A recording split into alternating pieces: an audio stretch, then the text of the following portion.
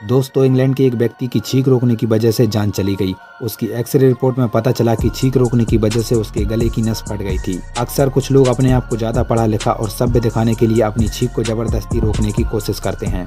आपकी जानकारी के लिए बता दें, छींक हमारे शरीर में प्रवेश करने वाले संक्रमण से बचने का एक प्राकृतिक तरीका है। छींक रोकने से जो दबाव आता है वह शरीर के अन्य अंगों जैसे कान, ब्रेन, गर्दन और डायफ्राम आदि को नुकसान पहुंचा सकता है। इसलिए हमें अपनी छींक कभी नहीं रोकनी चाहिए।